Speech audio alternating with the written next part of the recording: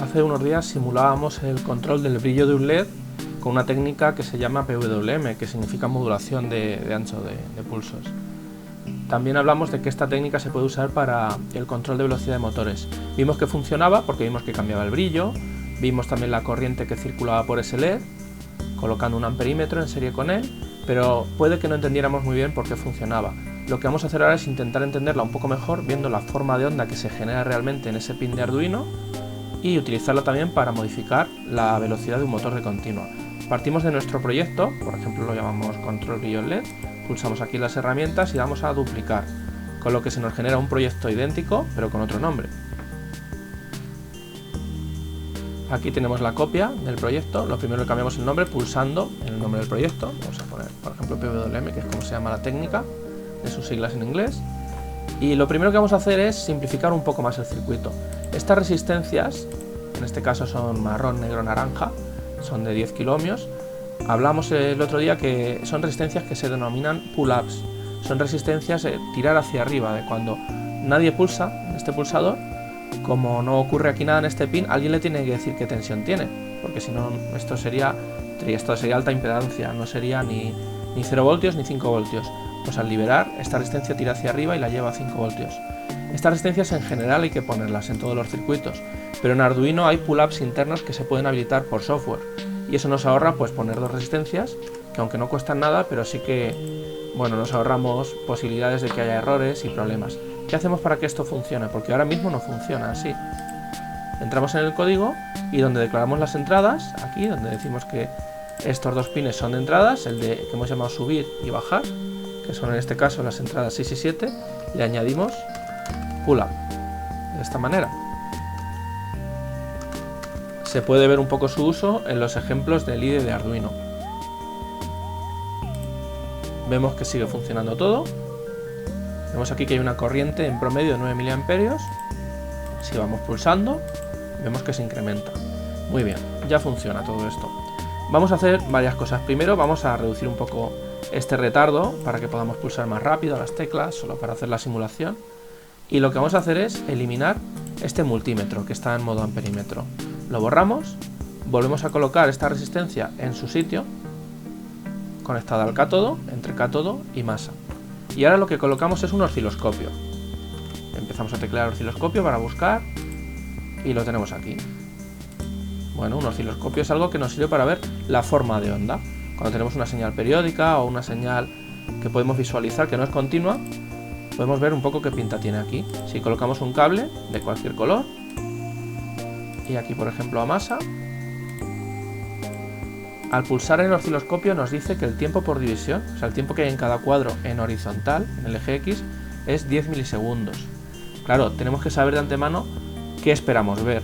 Entonces si miramos en las especificaciones de Arduino, vemos que la frecuencia en los pines PWM, en esos pines en los que se puede modificar el ancho del pulso, está pues entre 400 y 500 Hz. Eso nos da pues un periodo aproximado de unos 2 milisegundos. Entonces si ponemos 10 milisegundos no vamos a ver nada. Si le damos a iniciar la simulación, vemos aquí pues una nube de puntos aquí en azul que no nos dice nada. En vez de eso vamos a poner, por ejemplo, 1 milisegundo y le damos a simular.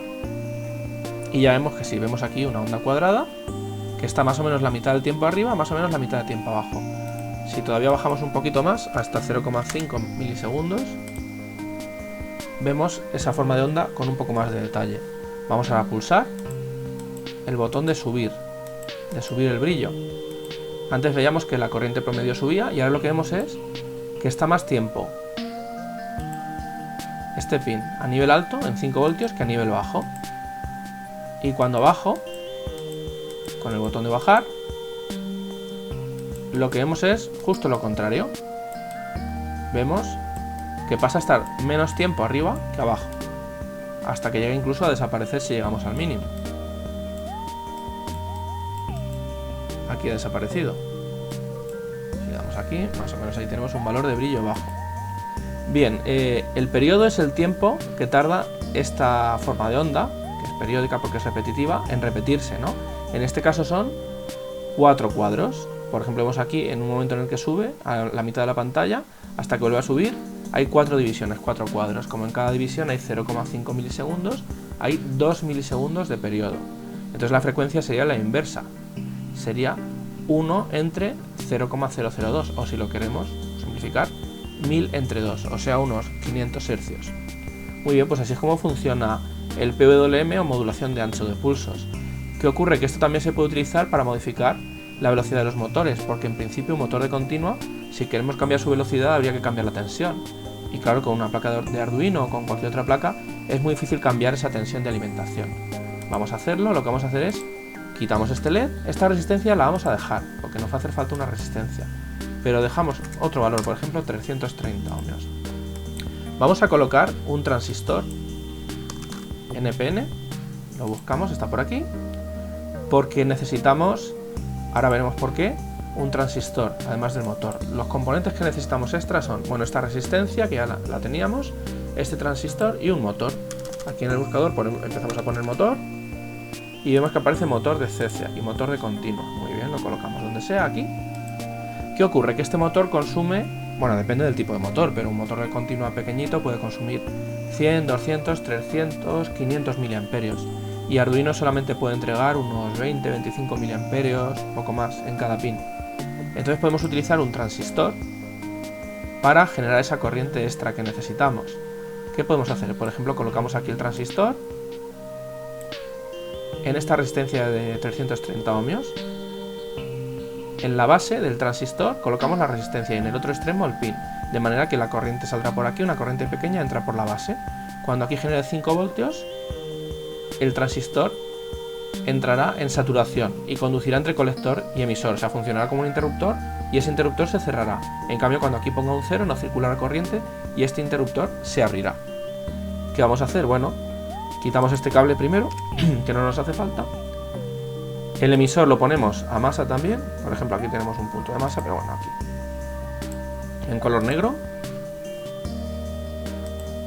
Y aquí en el colector, por ejemplo, nos vamos hasta aquí. En cualquier color que no hayamos usado, gris por ejemplo.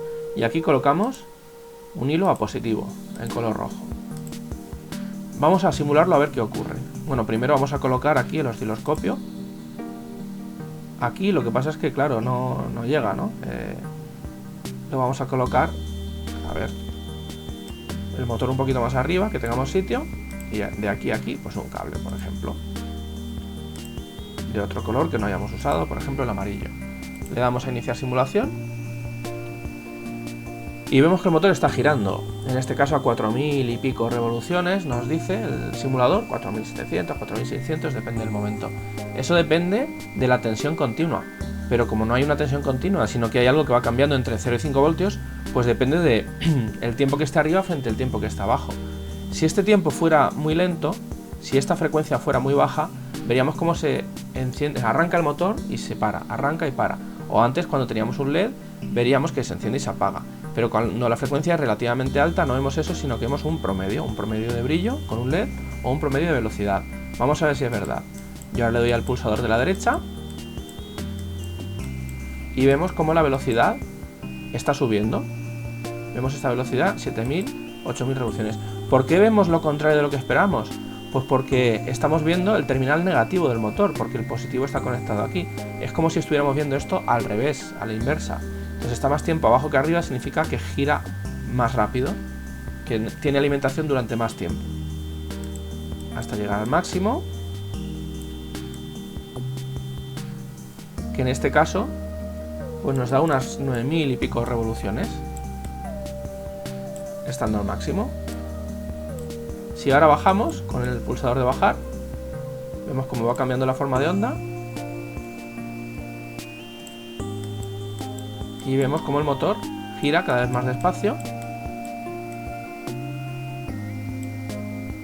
Ahora mismo está en unas 2000, 1500 revoluciones, hasta que si seguimos bajando, 800, 700, que es el mínimo. Si pulsamos una vez más, seguramente ya se apagará el motor.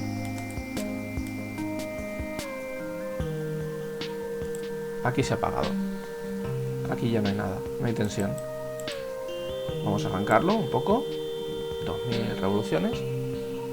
Pues así funciona. Así vemos que con un simple transistor y una resistencia y un motor, siempre que tengamos una salida de tipo PWM en Arduino, podemos cambiar la velocidad del motor. Hay una cuestión a tener en cuenta. Si este montaje fuera real, haría falta un diodo que esté conectado entre este terminal negativo y positivo, con el cátodo hacia positivo, o sea en inversa, para proteger un poco los picos de corriente que se generan al arrancar y parar el motor. Pero en este caso, como es un simulador, nos da igual y vemos así que funciona.